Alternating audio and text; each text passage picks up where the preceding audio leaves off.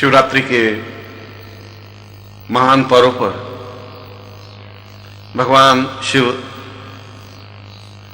के स्तोत्र के साथ मैं शिव सूत्र के उन रहस्यों को स्पष्ट करने जा रहा हूं जो हमारे जीवन के आधार हैं, जिन सूत्रों के माध्यम से हम अपने जीवन के उलझे हुए रहस्यों को खोल सकते हैं, हम अपने जीवन की जटिलताओं को अनुकूल बना सकते हैं और एक बूंद की यात्रा को पूर्णता देते हुए सागर तक पहुंचाने की व्यवस्था कर सकते हैं। पुष्पदंत ने अपने शिव महिम्न स्तोत्र में भगवान शिव की आराधना करते हुए कहा है, असित गिरि समम स्यात् कज्जलम सिंधु पात्रे सुरतर वरु शाखाम लेखनीं पत्र मुर्वी लिखति यदि ग्रहीत्वां शारदा सर्वकालम तदपि तव गुणानाम ईश पारम नयाति। यदि समस्त समुद्रों को मिलाकर के उसकी स्याही बनाई जाए, यदि समस्त वृक्षों को काटकर उसकी लेखनी बनाई जाए और यदि स्वयं विधाता भगवान शिव के गुणों का वर्णन इस पृथ्वी को कागज बनाकर लिखने की कोशिश करे, तब भी भगवान शिव के गुणों का और उनके रहस्यों का स्पष्टता के साथ अंकन नहीं हो सकता। और मैं उस विराट सत्ता के भगवान शिव के उस मंत्र की व्याख्या कर रहा हूं जिस मंत्र में पूरे जीवन का सार दिया हुआ है। और यजुर्वेद में ऐसे सैकड़ों मंत्र हैं और वे सभी मंत्र अपने आप में मूल्यवान और महत्वपूर्ण हैं, क्योंकि उनमें उन सूत्रों को स्पष्ट किया गया है जो आज के मानव जीवन के लिए अनिवार्य हैं। सूत्र का तात्पर्य संक्षिप्त, सूत्र का तात्पर्य संकेत रूप में कहा गया, सूत्र का तात्पर्य पूरे समुद्र को एक बूंद में कहने की और लिखने की कल्पना करना। और यजुर्वेद के ऐसे ही मंत्र का मैं उच्चारण कर रहा हूं और फिर मैं उसकी व्याख्या स्पष्ट कर रहा हूं। यजुर्वेद का वह मंत्र है, ओम नमः संभवाय च मायो भवा या च नमः शंकराय च महेशकराय या च नमः शिवाय या च शिवतराय च। और यह यजुर्वेद का मंत्र बहुत बहुत समाधानों को लेकर के ऋषि की वाणी से उद्घोषित हुआ है। इस छोटे से मंत्र में एक विराट चिंतन छिपा हुआ है। आवश्यकता है उस मंत्र की उस दिव्यता को और उसके गर्भ में छिपे हुए उस अर्थ को समझने की। और ऋषि कह रहा है कि नमः संभवा यचमयो, मैं संभव बनने की प्रक्रिया की ओर अग्रसर होना चाहता हूं, क्योंकि मैं संभव नहीं हूं, क्योंकि मैं सही रूप में शिव की पात्रता प्राप्त नहीं कर पाया हूं, क्योंकि जीवन के दो सत्य हैं। एक सत्य है पूर्ण रूप से समर्पण होने का, पूर्ण रूप से श्रद्धान्वित होने का, पूर्ण रूप से विनीत होने का, नम्र होने का। और दूसरा मार्ग है आक्रमण करने का, प्रहार करने का, बलपूर्वक कार्य करने का। मगर उस संभवाय में इन दोनों ही अर्थ के तत्वों को स्पष्ट किया गया है। ऋषि कह रहा है कि मैं उस आक्रामक वृत्ति को प्राप्त नहीं कर सकता, नहीं करना चाहता, क्योंकि वह आक्रामक वृत्ति विज्ञान की वृत्ति है। ज्ञान और विज्ञान में मूलभूत अंतर है। ज्ञान को नारी कहा गया है, स्त्री कहा गया है, और विज्ञान को आक्रामक कहा गया है, पुरुष कहा गया है। और पुरुष बनकर के केवल आक्रमण करना ही जानता है। पुरुष आक्रामक होता है। पुरुष उस चिंतन को, उस तथ्य को समझने की कोशिश नहीं करता। ज्ञान हमेशा नम्रता सिखाता है। हम भगवान शिव के दरबार में पहुंचते हैं, भगवान शिव के मंदिर में जाते हैं तो हाथ जोड़ करके और 10 उंगलियों को परस्पर जोड़ करके अपने सिर को झुका करके प्रणाम करते हैं। और इस बात का चिंतन है कि मैं अपनी 5 कर्मेंद्रियां और 5 ज्ञानेंद्रियों, इन 10 इंद्रियों, इन 10 उंगलियों का मतलब है 10 इंद्रियों को आबद्ध करके और अपने सिर में जो बुद्धि है, जो अहंकार है, उसको नीचे गिराता हुआ मैं आपको प्रणाम करता हूं। और हमारी यह प्रणाम वृत्ति, यह हमारा प्रणाम करने का तरीका जीवन का एक सत्य है, क्योंकि हम विनीत होकर के चलने की क्रिया जानते हैं, हम संभव होने की क्रिया जानते हैं, हम संभव बनने की प्रक्रिया की ओर अग्रसर होते हैं। स्त्री अपने आप में एक पूर्ण समर्पण है, क्योंकि उसका रास्ता समर्पण का रास्ता है, विनय का रास्ता है, नम्रता का रास्ता है, अपने आप में झुकने का रास्ता है। विज्ञान जब उस पर हावी होता है और जब पुरुष विज्ञान में बन जाता है तो उस पर आक्रमण करता है, बलात्कार करता है। मगर इस बलात्कार में एक चीज छूट जाती है। उस बलात्कार से इस नारी शरीर को तो प्राप्त कर लेता है। हो सकता है कि पुरुष आक्रामक बनकर के नारी शरीर को हथिया ले, एकांत में कोई नारी खड़ी है और पुरुष बलपूर्वक उसको दबोच ले। मगर इस दबोचने में नारी शरीर उससे प्राप्त हो सकता है, मगर क्या उस नारी शरीर के अंदर आत्मा है, वहां तक वह पहुंच सकता है? क्या वह आत्मा को अपने अधिकार में दे सकता है? शायद ऐसा नहीं कर सकता है। ठीक इसी प्रकार से विज्ञान के माध्यम से भगवान शिव को नहीं समझा जा सकता। विज्ञान तो आक्रमण का रास्ता है, विज्ञान के माध्यम से संभव नहीं बना जा सकता। जहां विज्ञान है, उस विज्ञान से हम शिव के मंत्र के अर्थ को तो समझ सकते हैं, इस नमः संभवाय के अर्थ को समझ सकते हैं, मगर इस सूत्र तक नहीं पहुंच सकते। इस सूत्र तक पहुंचने के लिए उस आत्मा को स्पर्श करना पड़ेगा, और उस आत्मा को स्पर्श करने के लिए आक्रामक वृत्ति नहीं चाहिए। आक्रामक वृत्ति केवल शरीर को दे सकती है। हम नारी शरीर पर आक्रमण करके उसके शरीर को ले सकते हैं, मगर आक्रामक वृत्ति होने से उसके प्यार को नहीं प्राप्त कर सकते, उसके प्रेम को प्राप्त नहीं कर सकते, उसकी नम्रता को प्राप्त नहीं कर सकते, उसके हृदय को प्राप्त नहीं कर सकते। और जब तक उस नारी के हृदय को स्पर्श नहीं कर सकते, उसकी आत्मा को नहीं जीत सकते, तब तक जीवन में आनंद का रास्ता प्राप्त नहीं हो सकता। आक्रमण से जीवन की पूर्णता और जीवन का आनंद और जीवन की मधुरता अनुभव नहीं हो सकती। इसलिए ऋषि कह रहा है कि संभवाय, मैं संभव बनना चाहता हूं। संभव पूर्ण नम्र, पूर्ण विनीत, पूर्ण समर्पण युक्त, और यह पूर्ण समर्पण युक्त ज्ञान के माध्यम से ही संभव हो सकता है। विज्ञान तो एक प्रकार से विश्लेषण करता है। एक गुलाब का पुष्प बहुत सुंदर विकसित है, झूम रहा है डाली पर। ज्ञान उसको देखने कर एहसास करेगा कि यह कितनी मधुरता के साथ मुस्कुरा रहा है। उसको उस गुलाब के फूल में मुस्कुराहट दिखाई देगी, और यदि उसका हृदय विकसित है तो उस गुलाब के पुष्प में उसकी प्रेमिका का चित्र और बिंब अनुभव होने लगेगा। मगर यह हो सकता है जब वह संभव हो।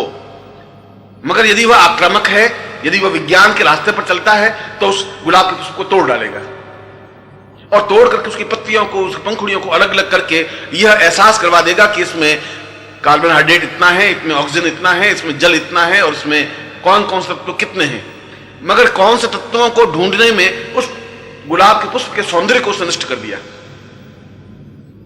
और यह सौंदर्य नष्ट हो जाना प्रकृति को नष्ट करना है। यह सौंदर्य नष्ट हो जाना ईश्वर की सत्ता को नष्ट करना है। यह सौंदर्य नष्ट कर देने का मतलब विश्व को समाप्त कर देने की क्रिया है। विज्ञान निरंतर उस नष्ट करने की प्रवृत्ति की ओर अग्रसर है, क्योंकि वह आक्रामक है, क्योंकि वह आक्रमण करना चाहता है, क्योंकि वह जबरदस्ती किसी को छीनना चाहता है, झपटना चाहता है, किसी पर अधिकार करना चाहता है। और इसीलिए ऋषि कह रहा है कि मैं उस आक्रामक वृत्ति को विज्ञान के माध्यम से, उस चिंतन के माध्यम से उस आत्मा तक नहीं पहुंच सकता जिस आत्मा को शिवत्व कहा गया है। अगर हमें शिव के पास पहुंचना है तो नम्रता के रास्ते से पहुंच सकते हैं। यदि हम उस आत्म तत्व को देखना है तो फिर हमें संभव बनना पड़ेगा। यदि हम उस परमात्मा में अपने आप को लीन करना है तो हमें समर्पण होने की क्रिया सीखनी पड़ेगी। और समर्पण होने के लिए अपनी 5 ज्ञानेंद्रियां और 5 ज्ञानेंद्रियों को एक साथ आबद्ध करना पड़ेगा, एक जगह इकट्ठा करना पड़ेगा, उसको प्रणिपात करना पड़ेगा, ज्ञान को कर्म पर हावी करना पड़ेगा। और इसीलिए जब हाथ जोड़ते हैं तो 5 ज्ञानेंद्रियां 5 कर्मेंद्रियों पर हावी होती हैं, दोनों परस्पर जुड़ जाती हैं। और जुड़ करके उसके साथ ही साथ हम अपने सिर को उस हाथ और बंधे हुए हाथ पर टिका देते हैं। और ये इस भाव का चिंतन है कि मैं अपनी बुद्धि को पूर्ण रूप से इस ज्ञानेंद्रियों के हवाले करता हूं। अब मेरे पास तर्क नहीं है, अब मेरे पास किसी प्रकार का मोह नहीं है, अब मेरे पास किसी प्रकार की आक्रामक वृत्ति नहीं है। मैं विनीत हूं, मैं नम्र हूं, मैं अपने आप में झुकने की क्रिया कर रहा हूं, मैं अपने आप में प्रणिपात होने की क्रिया कर रहा हूं। और जब ऐसी वृत्ति प्रारंभ होती है, जब ऐसी क्रिया प्रारंभ होती है, तब ज्ञान का उदय होता है। तब विज्ञान अपने आप में हमारे जीवन और चिंतन से परे हटता है, क्योंकि विज्ञान एक बुद्धि को भ्रमित करने की क्रिया है। वह कहता है कि गुलाब के पुष्प में क्या है, कुछ नहीं है, और उसकी पंखुड़ियों को तोड़ करके बता देता है कि इसमें तो इतना कार्बन डाइऑक्साइड है। हम उस गुलाब के पुष्प के सौंदर्य को देखना चाहते हैं, उस गुलाब के हृदय तक पहुंचना चाहते हैं, उस गुलाब की मुस्कुराहट को देखना चाहते हैं, अनुभव करना चाहते हैं। और झूमती हुई डाली पर जो गुलाब का पुष्प विकसित है उसके सौंदर्य का आकलन करना चाहते हैं, आस्वादन लेना चाहते हैं। और वह आस्वादन तभी हो सकता है जब वह डाली पर खिला हुआ हो, जब वह मुस्कुराते हुआ झूम रहा हो। और ज्ञान उस गुलाब के पुष्प को डाली पर ही खिले रहने देना चाहता है। और इसीलिए वह ऋषि कह रहा है कि संभवः, तुम्हें संभव बनना है। संभव बनने का मतलब है कि तुम्हें इस संसार की वृत्तियों को तोड़ना मरोड़ना नहीं है। संसार में जो कुछ है वह अपनी जगह बह रहा है, तुम उसके अनुरूप बनना है। तुम्हें अपने ज्ञान को और तुम्हारे अहंकार को समाप्त करना है और अपनी सारी चित्त वृत्तियों को, सारी कर्मेंद्रियों को और सारी ज्ञानेंद्रियों को एक साथ एकत्र करके उस संसार के प्रवाह में अपने आप को निमग्न करना है, बहने देना है। संभव का मतलब है मैं उसके अनुरूप बनने की क्रिया करना चाहता हूं। किसके अनुरूप? भगवान शिव के हृदय के अनुरूप बनने की क्रिया। क्योंकि भगवान शिव को समझना विज्ञान के माध्यम से संभव नहीं है। शिव को समझने के लिए शरीर के माध्यम से भी उस शिव को नहीं समझ सकते। उसको समझ सकते हैं अपने आप में पूर्ण प्रणिपात होते हुए, पूर्ण नमन होते हुए, पूर्ण चिंतन होते हुए। और इस प्रणिपात करने की क्रिया नमः संभवा यच मयो, मैं स्वयं ऐसा बनना चाहता हूं, क्योंकि मुझ में यह ज्ञान, यह चिंतन, यह विचार, यह धारणा पैदा हो, मैं एहसास कर सकूं कि मैं इस संसार के सारे घटनाक्रमों को, जो संसार प्रभावशील है, उसको मैं मोड़ना नहीं चाहता हूं। मैं तो उसका अनुरूप बनना चाहता हूं। मैं धारा के अनुरूप बह करके समुद्र में विलीन होना चाहता हूं। क्योंकि भगवान शिव तो अपने आप में पूर्णता युक्त हैं, जिसको शास्त्रों में पूर्ण कहा गया है, जिसको ज्ञान में पूर्णत्व कहा गया है, जिसको परमात्मा कहा गया है, जिसको आत्मा में परमात्मा का विलीन होने की क्रिया कहा गया है, वह एकमात्र शिव है, वह देव हैं और देवताओं की देव महादेव हैं। और इसीलिए उनको समझने की क्रिया जीवन के आधारभूत चिंतन को समझने की क्रिया है। क्योंकि मैं स्वयं उसके उत्पत्ति प्रजनन बिंदु को, उसके उत्पत्ति स्थल को देखना चाहता हूं। हम शिव को क्यों समझना चाहते हैं? हम ब्रह्मा को क्यों नहीं समझना चाहते? विष्णु को क्यों नहीं समझना चाहते? हम केवल भगवान शिव को ही क्यों समझना चाहते हैं? इसलिए कि भगवान स्वयं शिव प्रजनन युक्त है, इस सारी सृष्टि के नियामक हैं, सारी सृष्टि को उत्पत्ति करने वाले एक चिंतन युक्त आग्रह है। हमारे चित्त की 3 वृत्तियां हैं। पहली वृत्ति, हम जो कुछ विश्व में घटित हो रहा है उसको देखते हैं और उसमें एक भाग बन जाते हैं। यदि कहीं दुखद समाचार मिलता है तो हम दुखी हो जाते हैं, यदि कोई खुशी के समाचार मिल जाते हैं तो हम खुशी हो जाते हैं, यदि कहीं थोड़ी सी परेशानी आती है तो हम परेशान हो जाते हैं, यदि कुछ प्राप्त हो जाता है तो हम बहुत आनंद अनुभव करने लगते हैं। यह अनुभव करना अलग चीज है, अनुभव युक्त होना अलग चीज है। यह आनंद के लिए, एक क्षण भर के लिए एक आग्रह को प्राप्त कर लेना अलग चीज है, स्वयं आनंद युक्त बन जाना अलग चीज है। और इसीलिए भगवान शिव पूर्ण आनंद युक्त हैं। आनंद की कल्पना नहीं है, आनंद का छलावा नहीं है, क्योंकि वह तीसरे तल पर है। पहले तल पर तो आदमी बिल्कुल अलग अलग रूपों में विचरण करता रहता है। वह सुखी भी होता है, दुखी भी होता है, रोता भी है, हंसता भी है, मुस्कुराता भी है, और जीवन के वे सारे कार्यकलाप करता रहता है जैसा जीवन चल रहा है। दूसरों के जीवन के अनुरूप बनने की क्रिया की कोशिश करता है। यह तो पहला चित्त है। इस पहले चित्त को तोड़ना पड़ेगा और तोड़ने पर ही सांभव युक्त बनना पड़ेगा। सांभव युक्त बनने की क्रिया उस पहले चित्त की क्रिया को तोड़ना है, उसके अंदर प्रवेश करने की क्रिया है। क्योंकि शिवत्व को समझने के लिए, शिव तक पहुंचने के लिए यह जरूरी है कि हम ऊपर के तल को तोड़ दें, हम पूर्ण रूप से समर्पण युक्त होने की क्रिया करें, पूर्ण रूप से नमन होने की क्रिया सीखें, पूर्ण रूप से आंख बंद करके भगवान शिव के स्वरूप में निमग्न होने का चिंतन और विचार करें।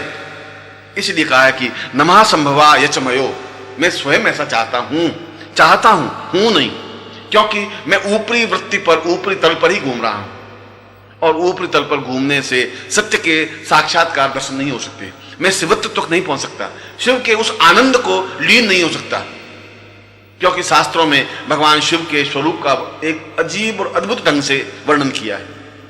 भगवान शिव स्वयं तीनों लोकों के संपदा के स्वामी हैं, कुबेर के अधिपति हैं, और उसके बावजूद भी वे संसार में रहते हैं, निश्चिंत, निर्भीक, निर्द्वंद्व। कहीं किसी प्रकार का मोह नहीं है। उस धन संपदा होते हुए भी वे निर्लेप हैं, उसमें आग्रह युक्त लगे हुए नहीं है, वो धन संपदा को भोगने के आकांक्षी नहीं है। उसके सामने धन संपदा तो बिखरी हुई है, बिखरने के बावजूद भी वे बिल्कुल तटस्थ हैं। वे शमशान में उस स्थान पर बैठे हुए हैं जहां मृत्यु उनका कुछ अहित नहीं कर सकती, क्योंकि वे स्वयं इस बात को समझते हैं कि जीवन में अनुरक्त होने से अनुकूलता प्राप्त नहीं हो सकती। और भगवान शिव उस पार्वती के पति हैं जो स्वयं अपने आप में शक्ति स्वरूपा है, भगवती जगदम्बा है, शक्ति का अक्षय भंडार है, और अक्षय भंडार होते हुए भी, उस शक्ति के पति होते हुए भी भगवान शिव बिल्कुल नम्र हैं, बिल्कुल निश्चिंत हैं। उनमें किसी प्रकार का आयुध नहीं है, किसी प्रकार की ताकत प्रदर्शन करने की इच्छा नहीं है। वे बिल्कुल पालथी मार करके निश्चिंत और निर्भीक बैठे हुए हैं। संसार की घटनाओं का प्रभाव उन पर नहीं पड़ता,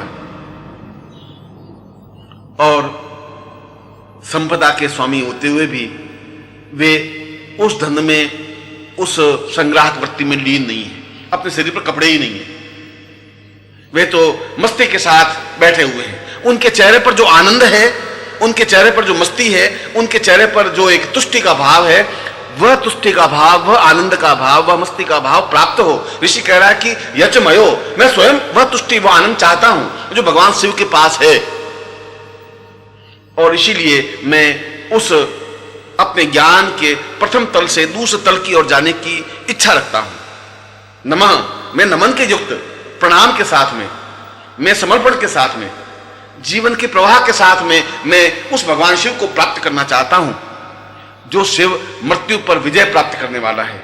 मृत्यु जिसको स्पर्श नहीं कर सकती, लोभ, क्रोध और मोह जिसको स्पर्श नहीं कर सकते, जो इन सारे तत्वों से परे है, जिसके चेहरे पर एक अखंड आनंद की वर्षा होती रहती है, जिसके होठों पर एक गुनगुनाहट, एक मुस्कुराहट है, एक प्रवाह है, एक जीवन का सत्य है।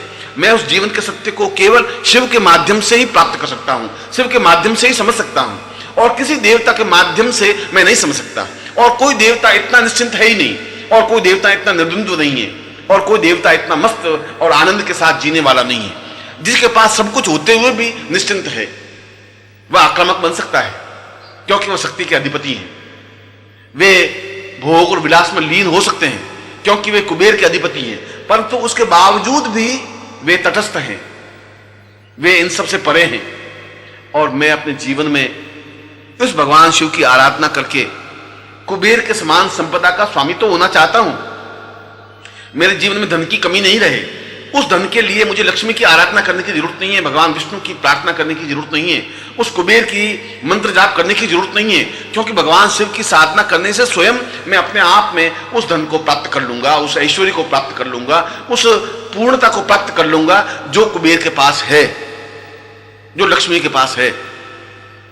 मगर मैं आक्रामक वृत्ति से उस धन को प्राप्त नहीं करना चाहता, उस कुबेर को प्राप्त नहीं करना चाहता, उस लक्ष्मी को अपने जीवन में नहीं उतारना चाहता। मैं चाहता हूं कि इतना अधिक धन, ऐश्वर्य, वैभव, विलास मेरे पास हो, अवश्य हो, मगर होने के बावजूद भी मैं चिंताग्रस्त नहीं रहूं, हर समय तनाव में नहीं रहूं कि यदि इस धन को किसी ने चुरा लिया तो क्या होगा, यदि कोई राज्य बाधा आ गई तो क्या होगा, यदि आग लग गई तो क्या होगा, यदि ये धन क्षीण हो गया तो क्या होगा, यदि व्यापार में कमी आ गई तो क्या होगा। क्या होगा शब्द शिव के पास नहीं है, न्यूनता शिव की बिंदु नहीं है, क्योंकि जहां शिव की साधना है वहां न्यूनता नहीं हो सकती, कमी नहीं हो सकती, किसी प्रकार की उसमें विक्षेप नहीं हो सकता। इसीलिए तो शास्त्रों में कहा गया है कि 1000 लक्ष्मी की साधना करने की अपेक्षा एक शिव की साधना करना ही अपने आप में पर्याप्त है। 1000 बार कुबेर को अपने वश में करने की अपेक्षा एक बार शिव के सामने नमन करना ही पर्याप्त है, क्योंकि भगवान शिव अपने आप में पूर्ण लक्ष्मी और कुबेर को देने में समर्थ हैं, जीवन में ऐश्वर्य, धन और संपदा को देने में समर्थ हैं, जो अपने आप में कुबेर के अधिपति हैं, अक्षय भंडार के अधिपति हैं, स्वर्ण के अधिपति हैं। और भगवान शिव की साधना करने से वह सब कुछ सहज ही प्राप्त हो सकता है। और यही नहीं, अपितु संभव बनने के लिए सर्वथा चिंता मुक्त हों, रोग मुक्त हों, और वे तो स्वयं उस शक्ति के अधिपति हैं, वह तो स्वयं उस भगवती जननी के आराध्य देव हैं, जो शक्ति की स्रोत है। और जहां शक्ति है, नम्रता के युक्त, नम्रता के साथ में शक्ति है, वहां रोग नहीं है, वहां किसी प्रकार का कष्ट नहीं है, वहां किसी प्रकार की बाधा नहीं है, अड़चन नहीं है, चिंताएं नहीं है। और इसीलिए तो भगवान शिव को मृत्युंजयी कहा गया है, मृत्यु पर विजय प्राप्त करने वाला। इसीलिए तो भगवान शिव को अमृतमय कहा गया है, वह रोगों पर पूर्ण विजय प्राप्त करने वाला है। इसीलिए उन रोगों को दूर करने के लिए, उस मृत्यु भय को मिटाने के लिए अन्य देवी देवताओं की साधना करना आवश्यक है ही नहीं। आवश्यकता है स्वयं को संभव बना करके, नम्रता युक्त बना करके, समर्पण युक्त बना करके शिव के उस तीर्थ तल पर स्पर्श करने की क्रिया का ज्ञान प्राप्त करना है। और दूसरा तल, जहां मैंने पहले तल का स्पर्श किया, जहां मैंने पहले तल को, उस ज्ञान के पहले बिंदु को स्पर्श किया कि हम कर्मेंद्रियों और ज्ञानेंद्रियों के द्वारा पूर्णतः प्रणिपात हों, नम्र हों, विनीत हों, और साथ ही साथ हमारे शिर में जो अहंकार है, जो क्रोध है, जो लोभ है, जो मोह है, उसको उन कर्मेंद्रियों और ज्ञानेंद्रियों पर विनीत करते हुए बुद्धि से परे हट करके, विज्ञान से दूर होकर के पूर्णतः प्रणिपात होने की क्रिया उस ज्ञान का पहला तल है। और ज्ञान का दूसरा तल गुरु है, क्योंकि स्पष्ट रूप से कहा गया है, नमः संभवाय च मयो भवाय च नमः। यदि तुम्हें उस भगवान शिवत्व को प्राप्त करना है, और शिवत्व को प्राप्त करने का मतलब है पूर्ण ऐश्वर्य प्राप्त करना, शिवत्व को प्राप्त करने का मतलब है पूर्ण शक्ति प्राप्त करना, शिवत्व को प्राप्त करना है मृत्यु पर विजय प्राप्त होने की क्रिया, शिवत्व को प्राप्त करने का मतलब है रोगों पर पूर्ण विजय प्राप्त करने की भावना। हम पूर्णतः रोग मुक्त हों, हम पूर्णतः मृत्यु से परे हों, मृत्यु हमारे स्पर्श नहीं कर सके, यमराज हमारे सामने झपट्टा नहीं मार सके, काल हमारे सामने खड़ा नहीं हो सके, हम निश्चिंत हो सके, निर्भीक हो सके, निर्द्वंद्व हो सके। और ऋषि कह रहा है कि ऐसा अगर तुम दूसरे तल पर जा सको तो ऐसा हो सकता है, मगर तुम्हें पहले भवाय बनना पड़ेगा, संभवाय होना पड़ेगा। संभवाय का मतलब है तुम्हें यह भावना आनी चाहिए कि तुम अत्यंत नम्र हो, विनीत हो, क्षमायुक्त हो, तुम्हें किसी प्रकार का अहंकार नहीं है, तुम्हें किसी प्रकार की लोभ मोह की वृत्ति नहीं है, पूर्णतः निष्पक्ष और पूर्णतः शुद्ध सात्विक बन करके गुरु चरणों के पास पहुंच सको। क्योंकि नमः संभवाय च मयो भवाय च नमः, भवाय बनने के लिए, उस शिव के पास पहुंचने के लिए तुम्हारे पास और कोई रास्ता नहीं है। तुम्हारे पास केवल रास्ता गुरु रास्ता है। भवाय का मतलब है गुरु, जो तुम्हें मार्गदर्शन दे सकता है, जो तुम्हें अग्रसर कर सकता है, जो तुम्हें शिव तत्व की बारीकियां को समझा सकता है, जो शिव तत्व की साधना को संपन्न करवा सकता है, जो तुम्हें मृत्यु से परे हटवा सकता है, जो तुम्हें रोग मुक्त कर सकता है, जो तुम्हें क्षमा करने की क्रिया सिखा सकता है। और ज्ञान के दूसरे तल पर पहुंचने के लिए, भवाय बनने के लिए, अपने आप को समर्पण करने की क्रिया का भान होने के लिए अपने जीवन में भवाय को स्थापित करें, अपने जीवन में गुरु को स्थापित करें, क्योंकि गुरु को शास्त्रों में भवाय कहा गया है। भवाय तवै गुरुवै परम। भवाय ही अपने आप में जीवन में गुरु हैं। इसलिए शिवोहम गुरुर्वै शिवोहम, मैं शिव को गुरु के रूप में ही देख सकता हूं। शिव को अपने किसी अन्य रूप में देखने की क्रिया का ज्ञान है ही नहीं। शास्त्र बिल्कुल दो टूक शब्दों में कह रहा है कि शिव अपने आप में पूर्ण रूप से गुरुत्वमय है। गुरु के माध्यम से चलकर के ही शिव तक पहुंचा जा सकता है। गुरु के माध्यम से ही हम उस शिव के साक्षात दर्शन कर सकते हैं, शिवत्व को प्राप्त कर सकते हैं, उस पूर्ण कुबेर और संपदा को ऐश्वर्यवान बन सकते हैं, लक्ष्मी के अधिपति बन सकते हैं, मृत्यु पर विजय प्राप्त कर सकते हैं। मगर वह रास्ता भवाय बनकर के होने से है, गुरु के माध्यम से ही संभव है। और गुरु तुम्हारे उस ज्ञान के दूसरे तल को स्पर्श कर सकता है। गुरु तुम्हें बता सकता है कि जीवन का आधार और चिंतन क्या है। गुरु तुम्हें बता सकता है कि तुम चिंता मुक्त कैसे हो सकते हो।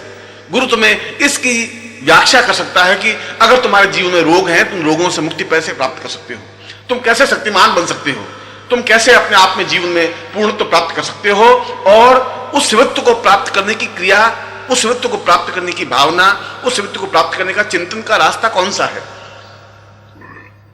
और इसीलिए इस मंत्र में भवाय शब्द को मध्य में रखा है।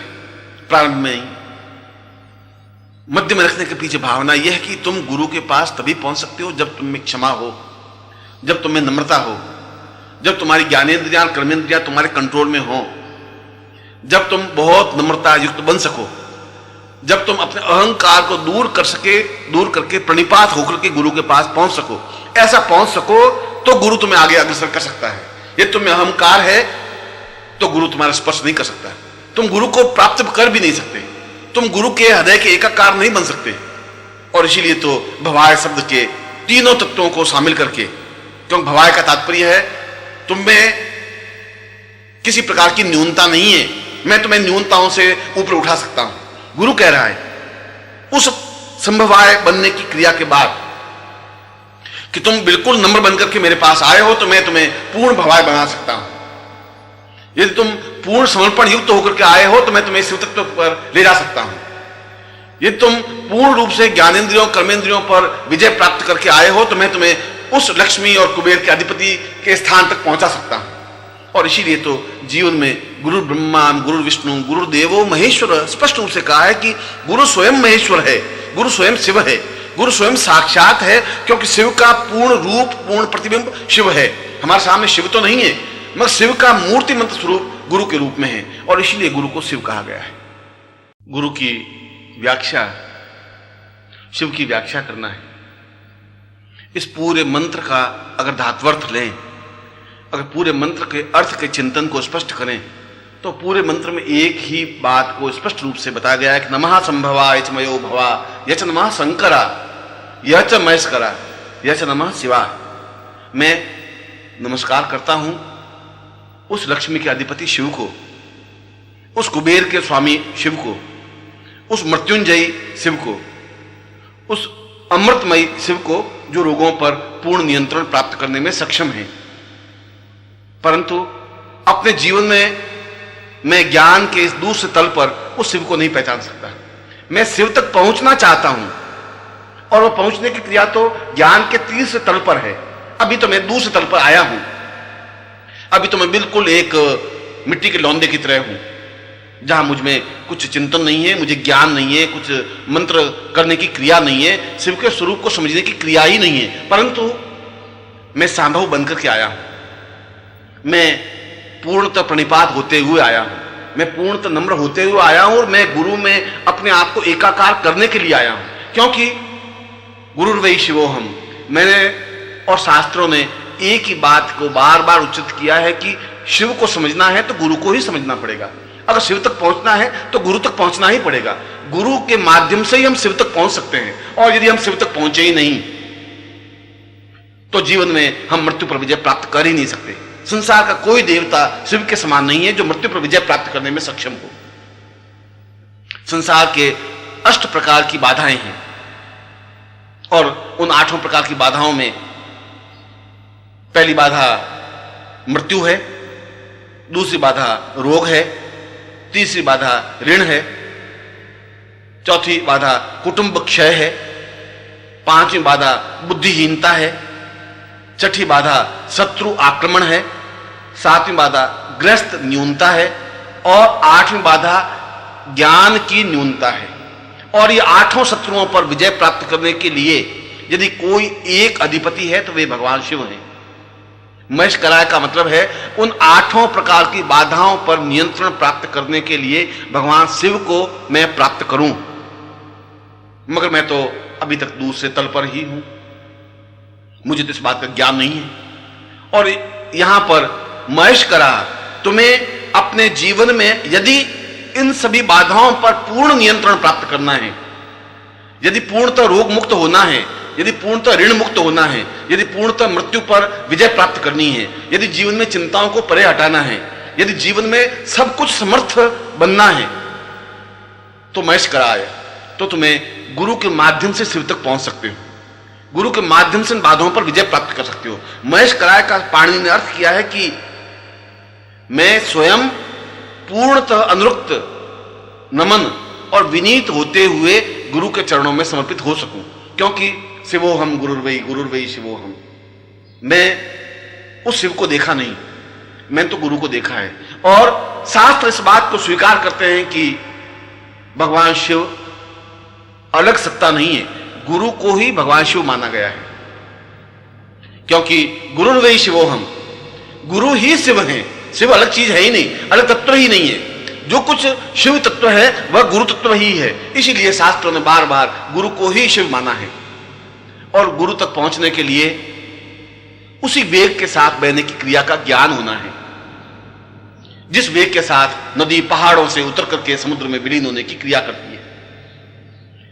जिस समय शिष्य में यह भावना आ जाती है कि मैं एक नदी हूं और तेजी के साथ बहती हुई समर्पण के साथ गुरु में लीन होने की क्रिया जानना चाहता हूं, और जिस क्षण वह तेजी के साथ दौड़ता हुआ गुरु में लीन हो जाता है तो निश्चय ही वह दूसरे तल पर पहुंच जाता है।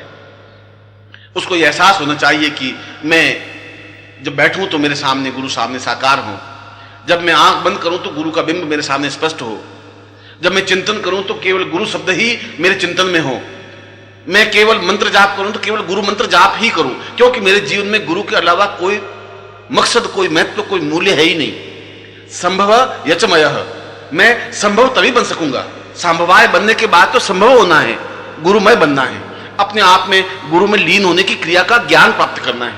और यह गुरु को प्राप्त करने की क्रिया जीवन का पूर्ण सत्य है, पूर्णता है, जीवन का आनंद है, जीवन की मस्ती है, एक छलकता हुआ जाम है। और जब हम एहसास कर सकें कि यह वायु, यह हवा, यह पवन, यह जीवन का आनंद, यह जीवन का ऐश्वर्य, यह जीवन का सुख और सौभाग्य पूर्णतः गुरु में लीन होने की क्रिया से ही प्राप्त हो सकता है। और इसीलिए गुरु स्वयं महेश कराय, वह गुरु कहता है कि तुम्हें चिंता नहीं करनी है, तुम्हें चिंता मुक्त होना है, क्योंकि मैं तुम्हारा गुरु हूं और मुझे चिंता किसी प्रकार से व्याप्त नहीं होती, मैं चिंताओं से परे हूं। मैं तुम्हारी चिंताओं को अपने ऊपर जज्ब करने की क्रिया जानता हूं, मैं तुम्हारी चिंताएं अपने ऊपर ले लेता हूं। तुम्हें तो निश्चिंत होना है, निर्भीक होना है, तुम्हें तो मस्ती के साथ थिरकना है, नाचना है, तुम्हें तो अपने जीवन में उत्सवमय बनना है, काव्यमय बनना है, प्रेरणामय बनना है। तुम्हें इस बात की चिंता नहीं करनी है कि तुम्हारे जीवन को कहां मुझे ले जाना है, तुम्हें इस बात की चिंता नहीं करनी है कि तुम किस पथ पर अग्रसर हो। तुम्हें तो अपनी उंगली गुरु के हाथों में सौंप देना है, महेश कराय हो जाना है।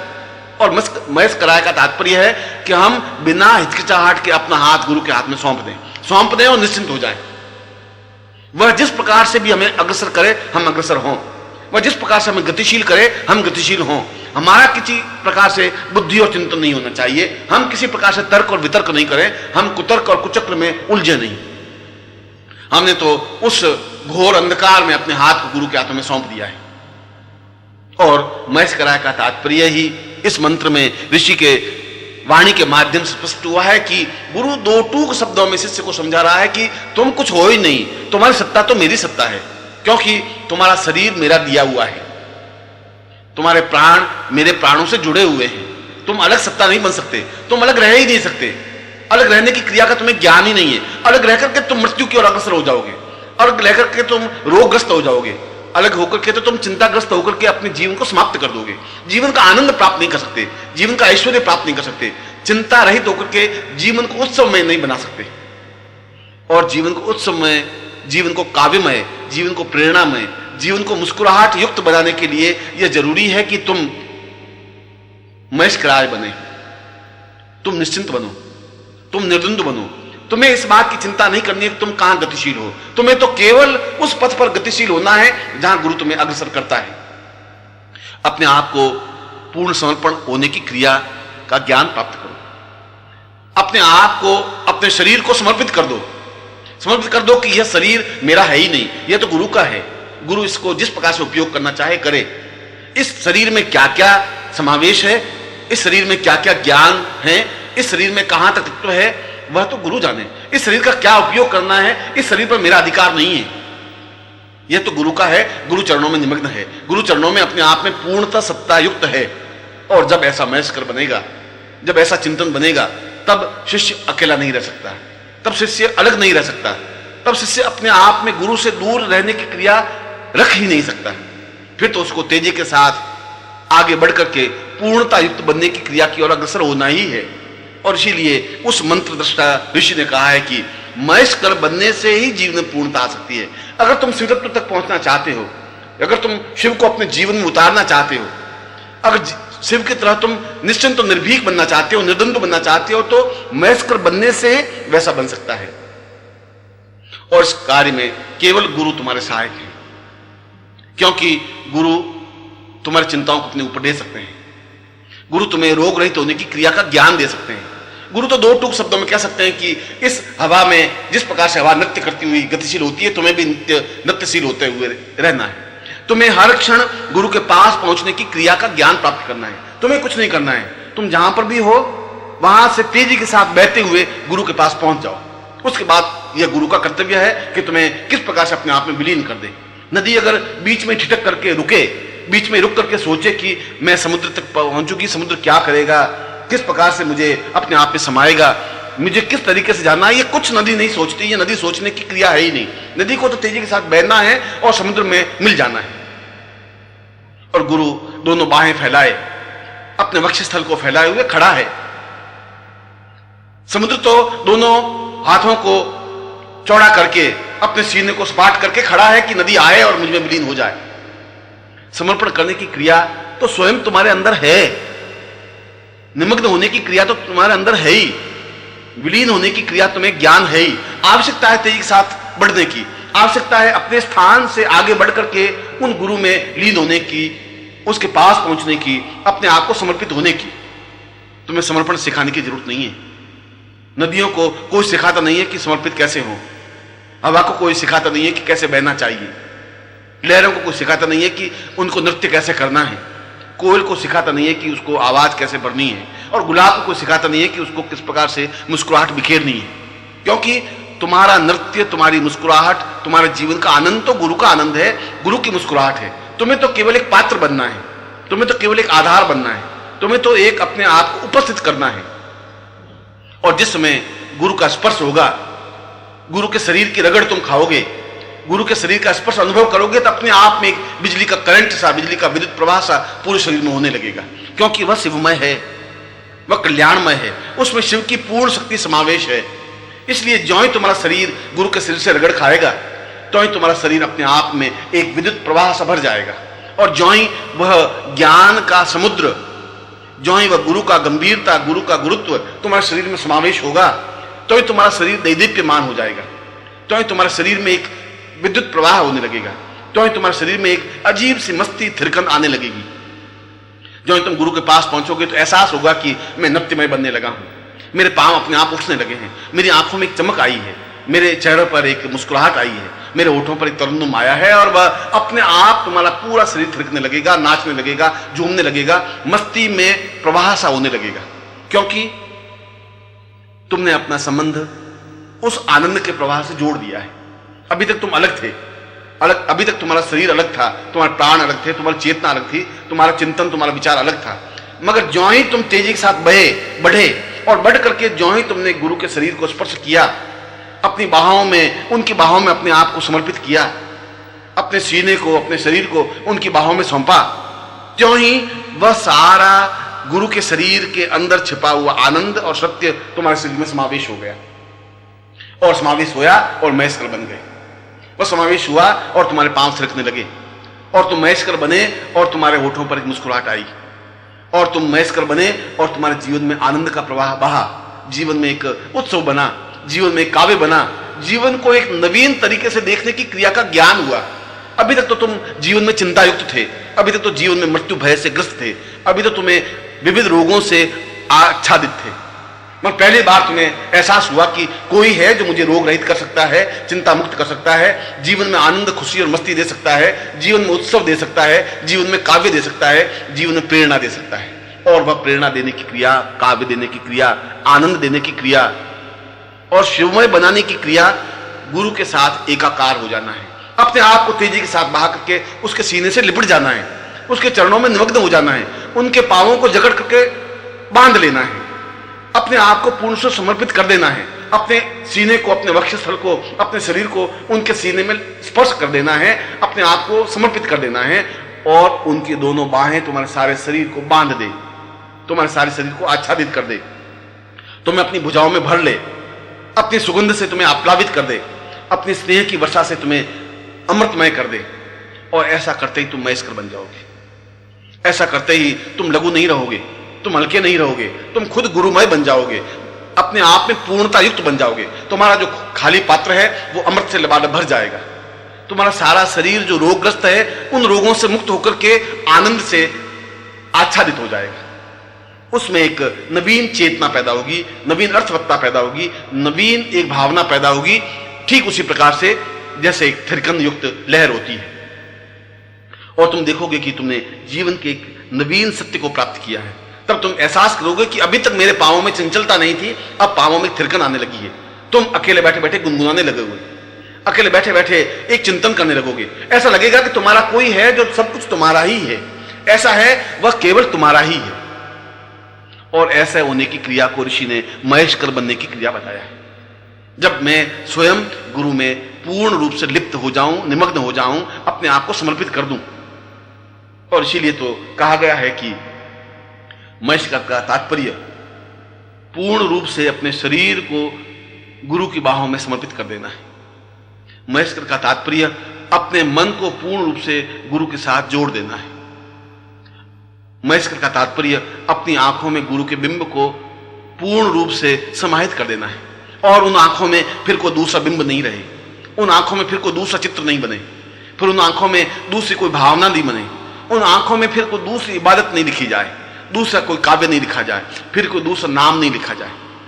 तुम्हारे होठों पर गुरु के नाम का अंकन हो, तुम्हारी आंखों में गुरु की पंक्ति अंकित हो, तुम्हारे चेहरे पर गुरु की मुस्कुराहट अंकित हो, तुम्हारे सारे शरीर को गुरु के स्पर्श का आनंद अनुभव हो, और तुम पूर्ण रूप से निमग्न होते हुए, पूर्ण रूप से समर्पित होते हुए अपने आप को पूर्ण रूप से महेश्वर कर सको। और यह महेश्वर होने की क्रिया उस तीसरे तल पर जाने की तैयारी है,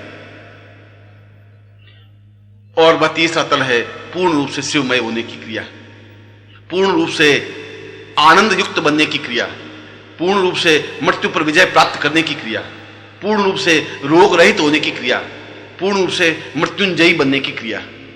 और वह क्रिया गुरु के माध्यम से ही संभव है। यच नमः शिवा, अगर तुम शिवाय बनना है, शिवाय का मतलब है शक्तिवान बनना है, शिवा बनना है, तो फिर तुम्हारे लिए आवश्यक है कि तुम निश्चिंत और निर्भीक होकर के अपना हाथ गुरु के हाथों में सौंप दो। तुम बिना हिचकिचाहट के तेजी के साथ बढ़ करके गुरु को अपनी बाहों में लपेट लो। तुम अपने आंखों में, अपनी भावनाओं में, अपने चिंतन में, अपने विचारों में, अपने पूरे शरीर के अंग प्रत्यंग, रोम रोम पर गुरु शब्द को अंकित कर दो। और ऐसा करते ही वह आनंद का, वह शक्ति का पूर्ण स्रोत तुम में समावेश हो जाएगा। तुम स्वयं शिवाय, तुम स्वयं शक्तिमान बन सकोगे। और जब शक्ति प्राप्त हो पाएगी तो फिर किसी प्रकार का भय नहीं रहेगा, फिर किसी प्रकार की न्यूनता नहीं रहेगी, फिर जीवन में किसी प्रकार की बाधा नहीं रहेगी, अड़चन नहीं रहेगी, कठिनाई नहीं रहेगी, क्योंकि फिर तुम हो ही नहीं, तुम्हारा अस्तित्व ही नहीं है। तुम तो अपने आप को पूर्ण रूप से उस गुरु में लीन कर चुके हो, महेश्वर बन चुके हो। तुम्हारा खुद का कोई अस्तित्व है नहीं। तुम्हें जो कुछ धड़कन है वह गुरु की दी हुई है। तुम्हारे चेहरे पर जो मुस्कुराहट है वह गुरु के द्वारा प्रदान की हुई है। तुम्हारे शरीर में जो आनंद और ऊर्जा का प्रवाह है वह गुरु का दिया हुआ है। और ऐसा बनने पर हम उस तीसरी यात्रा पर, उस तीसरे तल पर पहुंचने की क्रिया कर सकते हैं, जो तीसरा तत्व पूर्ण शिवमय है, जो सत्यमय है, जो कल्याणमय है, जो शिवमय है। और जब हम पूर्ण रूप से गुरुमय बन जाते हैं, जब हम पूर्ण रूप से गुरु में एकाकार हो जाते हैं, जब हम पूर्ण रूप से गुरु के चरणों में अपने आप को निमग्न कर देते हैं, तब एक नवीन चेतना, एक नवीन चिंतन, एक नवीन विचार स्पष्ट होने लगता है। तब ये एहसास होता है कि जीवन का कोई सत्य है, जीवन का कोई सौंदर्य है। तब हम उस गुलाब के पुष्प को पूर्णता के साथ मुस्कुराते हुए देख सकेंगे। तब हम उस नदी की लहरों में गीत का संगीत सुन सकेंगे। तब हम बहते हुए पवन में उस काव्य की वाणी को सुन सकेंगे। तब हम अकेले बैठे हुए उन हवा की सरसराहट में मंत्रों को सुन सकेंगे, काव्य को सुन सकेंगे, जीवन के आनंद की धड़कनों को सुन सकेंगे।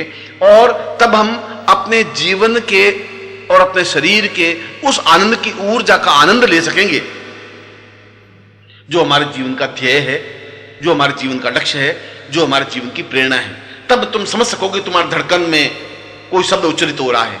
तब तुम्हें स्पर्श हो सकेगा, एहसास हो सकेगा कि तुम्हारे रोम रोम से कोई आवाज उच्चारित हो रही है। तब तुम्हें महसूस हो सकेगा कि जीवन का कुछ सत्य है, जीवन का कुछ आनंद है, जीवन का कुछ प्रवाह है। और उस जीवन के प्रवाह को समझने के लिए तुम्हारे केवल दो नेत्र खोलने से कुछ नहीं होगा, केवल होठों से गुरु शब्द उच्चारण करने से भी कुछ नहीं होगा।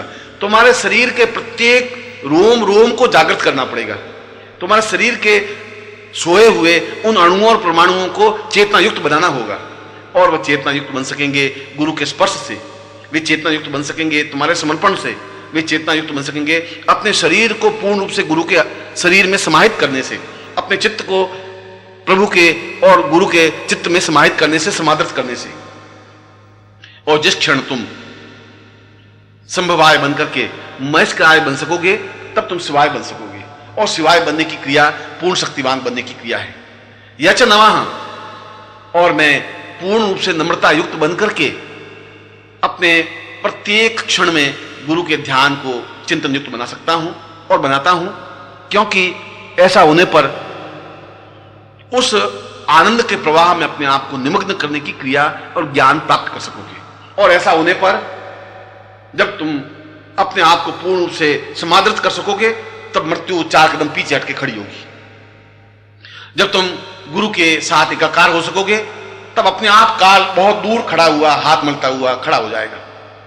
तब तुम्हें रोग व्याप्त नहीं हो सकेंगे, तब तुम्हें चिंताएं व्याप्त हो ही नहीं सकती, तुम्हारी आंखों में किसी प्रकार की नमी नहीं आ सकती, तुम्हारे चित्त में किसी प्रकार की व्याकुलता नहीं हो सकती, तुम्हारे सारे शरीर में किसी प्रकार का बुढ़ापा आक्रमण नहीं कर सकता। तुम चिर यौवनमय बन सकते हो, चिर कल्याणमय बन सकते हो, तुम्हारा रोम रोम थिरकन युक्त बन सकता है। तब तुम्हारा बुढ़ापा अपने आप में दूर हो जाएगा, तब तुम्हारी मृत्यु अपने आप में दूर हो जाएगी, तब तुम्हारे जीवन की अकल्याण, जीवन का अशुभ और जीवन का असौंदर्य अपने आप में समादृत हो जाएगा, दूर हो जाएगा। तब तुम समझ सकोगे कि वास्तव में ही जीवन में महेश्वर बनने का क्या आनंद है, जीवन में शिवाय बनने का क्या सौंदर्य है। और ऐसा शिवाय बनने से, ऐसा संभवाय बनने से, ऐसा महेश्वराय बनने से उस आनंद को, उस गृहस्थ को पूर्णता के साथ प्राप्त कर सकोगे, जो भगवान शिव का एक विचिंत्य और चिंत्य रूप है। क्योंकि भगवान शिव पूर्णतः गुरुमय हैं और इसीलिए इस पूरे मंत्र का भाव यह है कि हम पूर्ण रूप से शिवमय बने, पूर्ण रूप से कल्याणमय बने और उस कल्याणमय बनने के लिए उस गुरु के माध्यम से अपने आप को पूर्ण समर्पण होते हुए पूर्णता प्राप्त कर सके। मैं इस शिव सूत्र की, शिव मंत्र की व्याख्या करते हुए तुम सब शिष्यों को आशीर्वाद देता हूं कि तुम पूर्ण रूप से गुरुमय बनते हुए महेशकराय बने, संभवाय बने, शिवमय बने। मैं ऐसा ही आशीर्वाद देता हूं।